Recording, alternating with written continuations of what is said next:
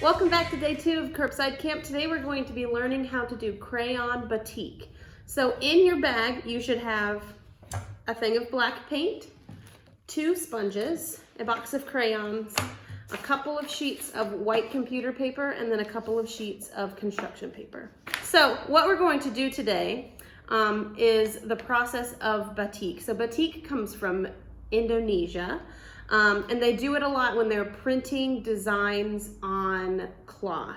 So if you get on your computer, you can research batik and then it'll show you a bunch of printed blankets.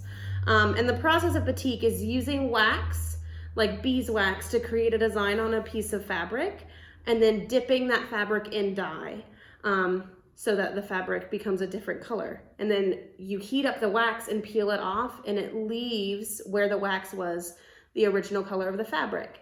So that's how a lot of fabrics and stuff from India and Indonesia and that part of the world are created through the batik dyeing process. So we're gonna do this with crayons and some paint.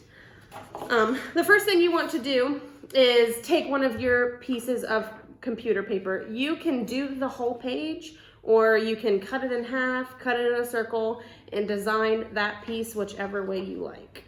So I'm just gonna do half of a piece of paper.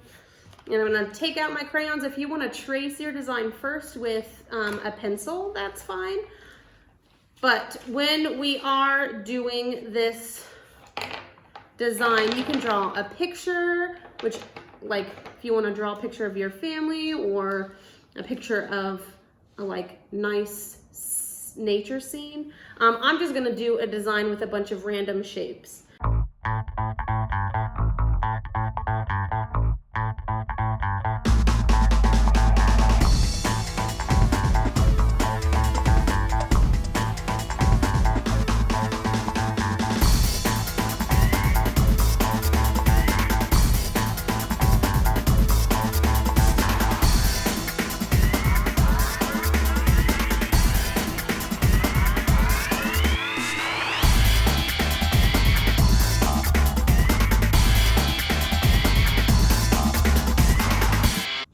So once I finished coloring, and as you can see, I made sure that there was no paper showing underneath my crayon. So you want to make sure that you're covering most of the paper. So once you're finished coloring, you're gonna take it and you're gonna crumble it up into a really tight ball. And what this is doing is this is creating a lot of creases in the crayon and showing the paper underneath. So I think what I'm going to do is I'm gonna unfold it and then crumble it up again a different way. And once I've crumbled it up, I wanna flatten it out again. And for my purposes, I'm going to, I use this blue sheet of construction paper to make my crayon markings more flat because this table's kind of rough, but I'm gonna use it as my protection for my paint. So I've got 2 sponges. One sponge is going to be used to apply the paint to my batik, and the other sponge, I'm gonna get it a little bit damp and I'm gonna use it to wipe the extra paint off. So if during this step you wanna pause what you're doing and make sure that you have a small cup or bowl of water to dampen your second sponge, I would do that. So with the sponge, I'm just gonna lightly apply the black paint over my batik.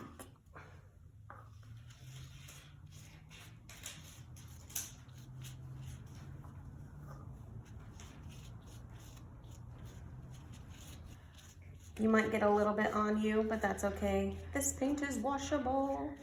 Okay.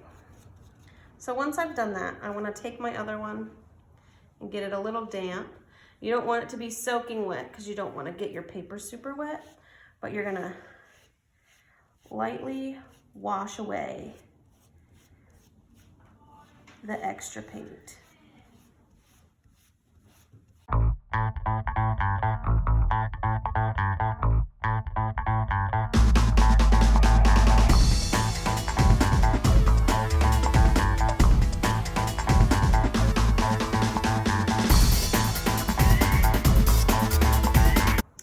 once you have all of the extra paint washed off, you can see where when we crumbled up the ball, it created those veins in the wax. So the wax, like in a traditional batik where the wax resists the dye, here our crayon wax resisted the paint.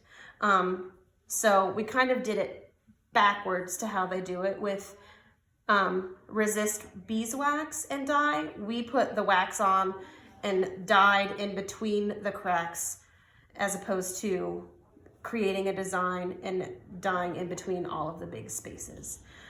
What you can do now is, this is kind of up to you, your choice. If you want the help of an adult, you can take 2 pieces of construction paper and take an iron, like a clothing iron, and put your batik in between 2 pieces of paper and iron it to flatten it out, and it'll help it dry a little faster because we did put water on it to wipe off the paint. But you can also just like let it sit out and dry, and then you can create a frame, glue it to one of your pieces of construction paper. You can split it in half, make a card, do whatever you would like to do. But I think I'm going to use one of my pieces of construction paper and frame it on there.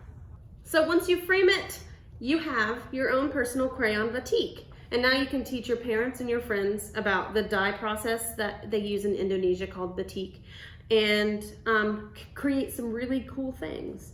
I think if I send this to my mom, she's really gonna like it. Thanks for joining us today again for Curbside Camp, and if you are coming back tomorrow, we're gonna be making paper lanterns.